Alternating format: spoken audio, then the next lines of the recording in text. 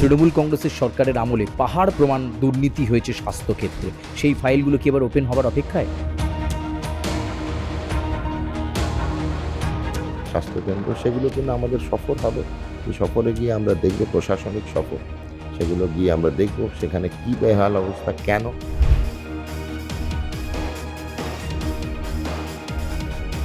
যে আজকে প্রত্যেকটি বেসরকারি হাসপাতাল কলকাতা শহর এবং শহরতলি 10% বেড সরকারের জন্য নিঃশুল্ক এবং বিনামূল্যে স্বাস্থ্য পরিষেবা দেওয়ার জন্য আমাদের সঙ্গে একমত হয়েছেন। আমার মনে হয় শহর এবং শহরতলি আরও 500 থেকে 600 বেড পাবেন। বিগত সরকার স্বাস্থ্যকে নিয়ে ছেলেখেলা করে গেছে। পরিকাঠামো থেকে শুরু করে সমস্ত কিছুই একদমই ন্যূনতম। মানুষের বেঁচে থাকার জন্য যেটা দরকার হচ্ছে সুস্বাস্থ্য, সেটাই ভীষণ নাজেহাল অবস্থা।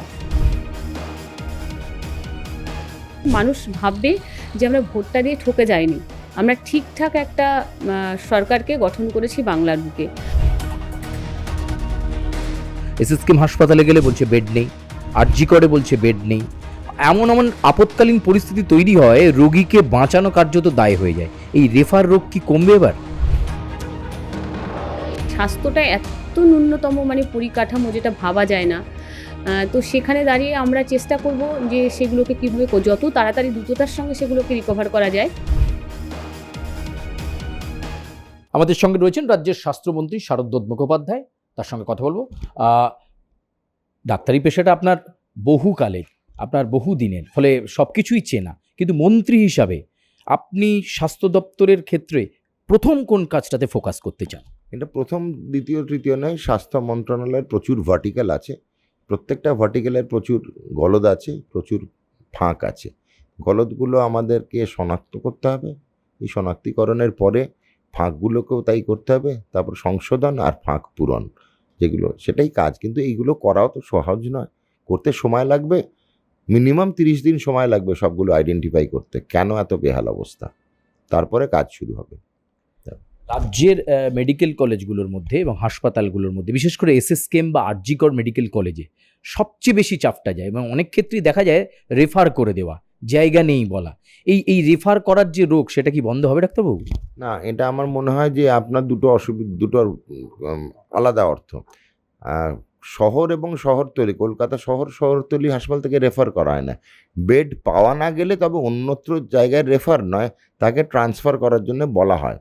রেফারাল জিনিসটা হচ্ছে, কেউ আমার কাছে বেড আছে, পরিষেবা দিতে পারছি না, পরিষেবা দেওয়ার মতো অবস্থা সেখানে নেই, পরিকাঠামোর অভাব হতে পারে বা ডাক্তারের অভাব হতে পারে, সেই জন্য আমি অন্যত্র হাসপাতালে পাচ্ছি যেখানে সেই পরিষেবা এবং পরিকাঠামো দিতে পারবে, সেটাকে রেফার বলা হয়। শহর এবং শহরতলির মধ্যে রেফার হয় না, বেডের অভাব আছে তাই অন্য হাসপাতালে বেড আছে কিনা দেখতে বলা হয়। ঠিক আছে, আপনার কাছে শেষ প্রশ্ন, যে এবার কি সরেজমিনে খতিয়ে দেখতে হাসপাতালগুলোতে ভিজিটে যাবেন? এই যে আপনি বেডের একটা কমতির কথা বললেন, আবার তৃণমূল কংগ্রেসের সরকারের আমলে পাহাড় প্রমাণ দুর্নীতি হয়েছে স্বাস্থ্যক্ষেত্রে, সেই ফাইলগুলো কি এবার ওপেন হবার অপেক্ষায়? আজকে পশ্চিমবঙ্গ স্বাস্থ্য সরকারের স্বাস্থ্য দপ্তরের প্রথম প্রশাসনিক বৈঠক হলো এবং সেখানে আমরা বৈঠকটা করলাম বেসরকারি স্বাস্থ্যকেন্দ্র, বেসরকারি হাসপাতালগুলোর সঙ্গে। আমরা এটা আপনাদের সংবাদ মাধ্যমের দিয়ে খবর পাঠাচ্ছি আপনাদের কাছে এবং শুধু নাগরিক এবং আপনাদের শ্রোতাদের কাছে, যে আজকে প্রত্যেকটি বেসরকারি হাসপাতাল কলকাতা শহর এবং শহরতলি 10% বেড সরকারের জন্য নিঃশুল্ক এবং বিনামূল্যে স্বাস্থ্য পরিষেবা দেওয়ার জন্য আমাদের সঙ্গে একমত হয়েছেন। আগামী 3 থেকে 4 দিনের মধ্যে টোল ফ্রি নাম্বারও পাবেন। বেসরকারি হাসপাতালের 10% বেড পশ্চিমবঙ্গ রাজ্য সরকারকে তারা দিয়ে দেবেন। স্বাস্থ্য পরিষেবা, রোগী পরিষেবা, চিকিৎসার জন্য পুরোপুরি বিনামূল্যে। সে ওষুধ, পরিষেবা, চিকিৎসকের ফি, অনুসন্ধান, ইনভেস্টিগেশন ইত্যাদি যা কিছু আছে সব মিলিয়ে তারা কোনো রকম পয়সা চার্জ করবে না। এবং আজকে এটাই সবথেকে বড় জিনিস, তার জন্য আমাদের বেশ কিছু বেড অ্যাডিশন হবে। আমার মনে হয় শহর এবং শহরতলি আরও 500 থেকে 600 বেড পাবেন, এটা সবথেকে ভালো জিনিস। বাকি জেলা এবং বাকি জেলা স্তরে যেগুলো বললেন, আগামীকাল কি আগামী পরশু জেলাকে নিয়ে এই একই রকম বৈঠক হবে এবং তাতে যাদের জেলার বেসরকারি স্বাস্থ্যকেন্দ্র, স্বাস্থ্য পরিষেবা যারা দিচ্ছে, তারাও যেন আমাদেরকে 10% বেড দেয়, সেটাও কালকে হবে। আর জেলার শহরে, জেলার এবং মহকুমা যেসব জায়গা আছে স্বাস্থ্যকেন্দ্র, সেগুলোর জন্য আমাদের সফর হবে। সেই সফরে গিয়ে আমরা দেখব, প্রশাসনিক সফর, সেগুলো গিয়ে আমরা দেখব সেখানে কী বেহাল অবস্থা, কেন, তার সেই সম্বন্ধে সংশোধন হবে। সব আফ্রিকার, উত্তরবঙ্গ তো বঙ্গ, নামটা দিলাম। আমরা কথা বলছিলাম রাজ্যের স্বাস্থ্যমন্ত্রী শারদ দত্ত মুখোপাধ্যায়ের সঙ্গে, এবং তিনি জানাচ্ছেন প্রথম প্রশাসনিক বৈঠকের পর একাধিক প্রাইভেট হসপিটালে বেডের সংখ্যা বাড়ছে।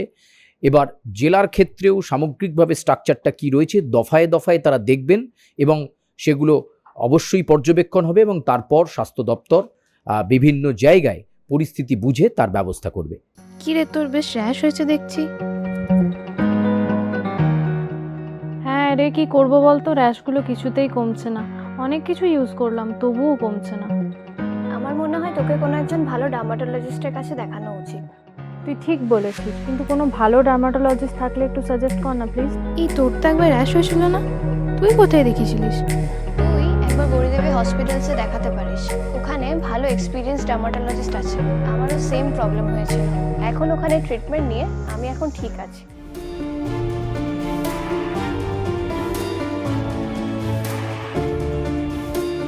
গৌরী দেবী হসপিটাল, রাজবাঁধ, দুর্গাপুর।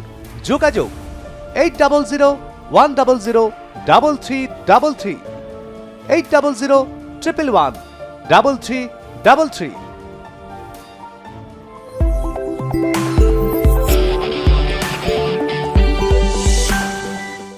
পরিবর্তনের সরকার কাজ করতে করতে তাদের 1 মাস অতিক্রান্ত, আর আমরা এখন রয়েছি স্বাস্থ্য ভবনে। রাজ্যের মন্ত্রী সুমনা সরকারের তার চেম্বারে আমরা রয়েছি, কথা বলবো তার সঙ্গে। কাজ এবং পদ্ধতিগতভাবে কিভাবে এগোচ্ছে এই সরকার, এবং স্বাস্থ্য ক্ষেত্রে কি কি নতুন দিক উঠে আসছে আমরা আলোচনা করব। আপনাকে স্বাগত জানাই। প্রথমেই বলবো, একজন মন্ত্রী হিসেবে, গুরুত্বপূর্ণ দপ্তরের মন্ত্রী হিসেবে স্বাস্থ্য দপ্তরের ক্ষেত্রে আপনার প্রথম কাজ, প্রথম লক্ষ্য কি? দেখুন, স্বাস্থ্য দপ্তর তো আপনারা জানেন যে মানে কি অবস্থা, মানে বিগত সরকার স্বাস্থ্যকে নিয়ে ছেলেখেলা করে গেছে।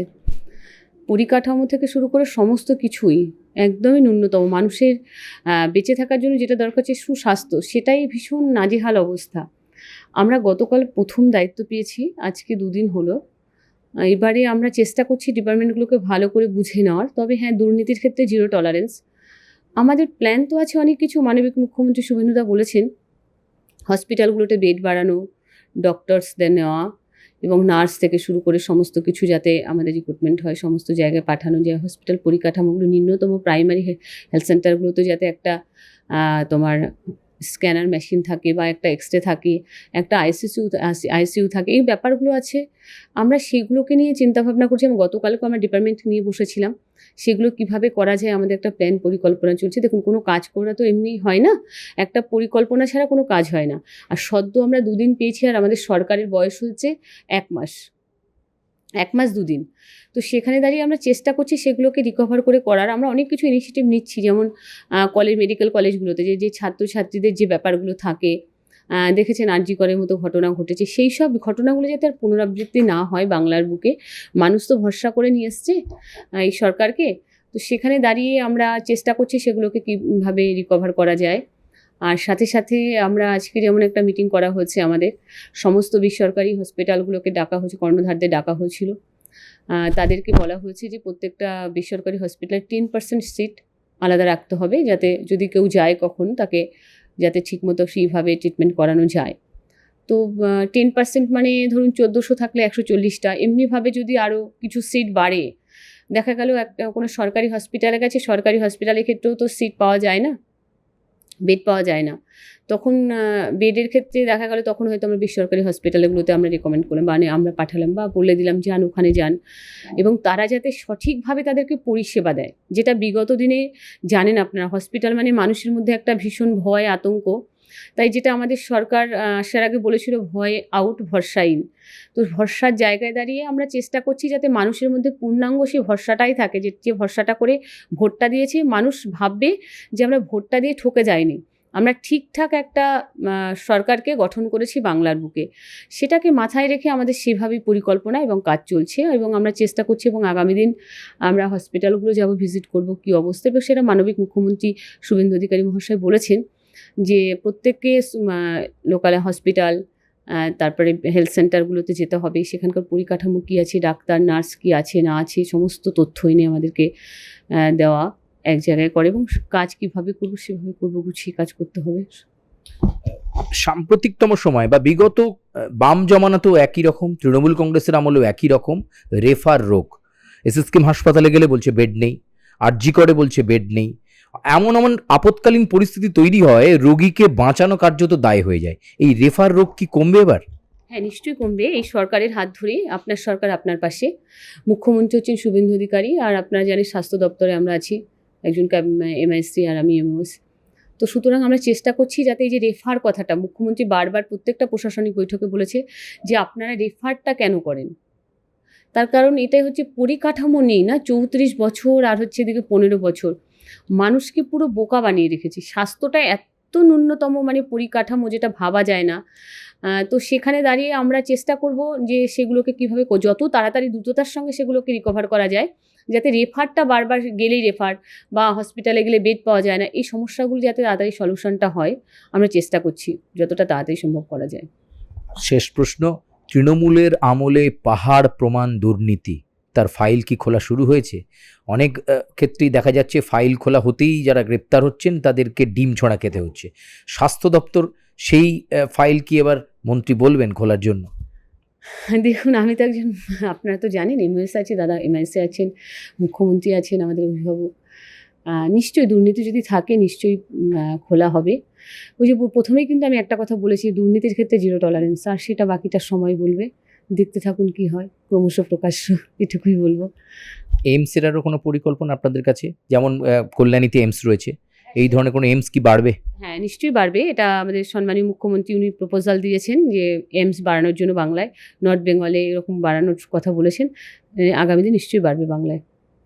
অনেক ধন্যবাদ। আমরা কথা বলছিলাম পশ্চিমবঙ্গ সরকারের স্বাস্থ্য দপ্তরের মন্ত্রী সুমনা সরকারের সঙ্গে, এবং তিনি জানাচ্ছেন যে আসল মানুষকে সুশাসন দেওয়াটাই তাদের লক্ষ্য, এবং সেই লক্ষ্যে যেমন তারা পৌঁছবেন, একই সঙ্গে এই যে রেফার রোগ, হাসপাতালগুলোতে রোগীদের ভর্তি নিতে এই যে অস্বীকার করা, এই বিষয়টাকে দূর করবার জন্য আগে পরিকাঠামো উন্নয়নে জোর, এবং তারপর হাসপাতালগুলোতে বেডের সংখ্যা বাড়ানোতেই জোর দিচ্ছেন রাজ্যের মন্ত্রীরাও। ক্যামেরায় প্রসেনজিতের সঙ্গে সুচারু, আর প্লাস নিউজ, স্বাস্থ্য ভবন।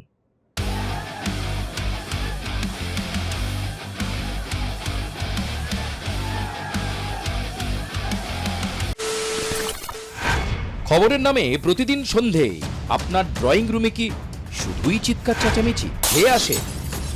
বিতর্কের নামে চলে গালাগালি আর কাদা ছোড়াছুড়ি। এবার সময় পরিবর্তনের, কারণ আমরা কান ফাটানো চিৎকারে বিশ্বাস করি না। আমরা বিশ্বাস করি খবরের সত্যতায়। আমরা কোনো পক্ষের হয়ে গলা ফাটাই না, আমরা সাধারণ মানুষের হয়ে প্রশ্ন তুলি। চিৎকার নয়, শুধু খবর হবে যেখানে বিতর্ক আছে কিন্তু কুৎসিত ঝগড়া নেই। সঠিক তথ্য, বিশ্বস্ত খবর। নজর রাখুন আর প্লাস নিউজে।